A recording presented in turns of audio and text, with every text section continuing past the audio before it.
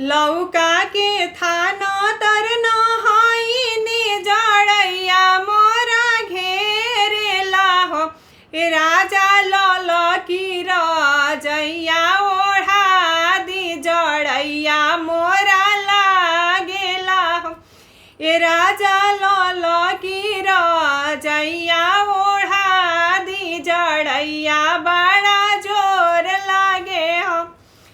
बोलिया तो ये धनिया बोले लो बोला ही ना जाने लो हो। ए धनिया तू तो हाउ नान्हे के बझिनिया रजइयो ना सोफेला हो। ए धना तू तो हाउ नान्हे के बझिनिया रजइयो ना सोफेला हो। अतना बचन जब सुनली सुनाही नहीं पावेली हो। ललना मनावा उदास कई बैठेली जियारा धूमिला कैली हो। ललना मनावा उदास कई बैठेली मुखावा धूमिला कैली हो। दुआरा से आइले देवारा जीता भाभी से राजा करे हो। ए भाभी काहे तोहार मनवा उदास काहे रे मन बेदिला हो। ए भाभी काहे तोहार मनवा उदास काहे रे मन बेदिला हो। लाज शरम के रबतिया कहत लाज लागेला हो। देवर राउर भैया मारले मेहनवा सहला नहीं जालानु हो। देवर राउर भैया मारले मेहनवा करे जवा मोरे फाटेला हो।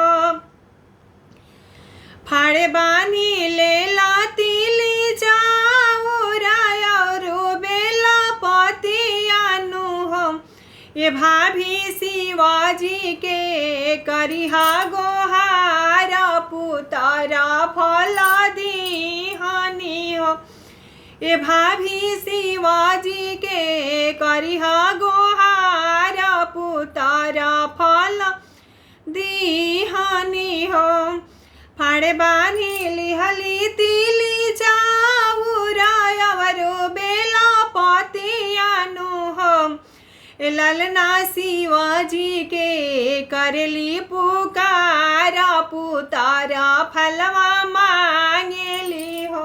ललना शिवाजी के करली पुकार पुतर फल मांगेली हो। एक घड़ी बीतली दूसरा घड़ी आवारो तीसरा घड़ी हो।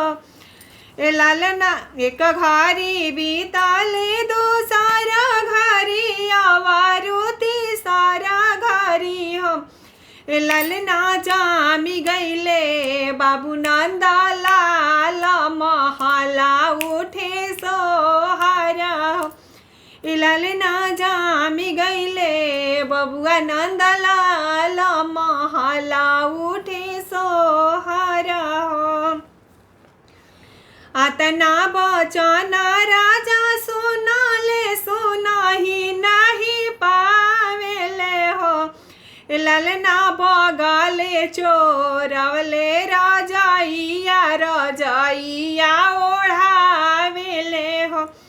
ललना बगले चोरवले रजइया रजइया ओढ़ावेले हो।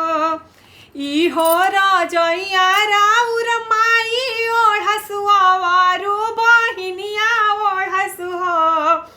इहो रजइया राउर माई ओढ़सुआवारो बहिनिया ओढ़सु हो।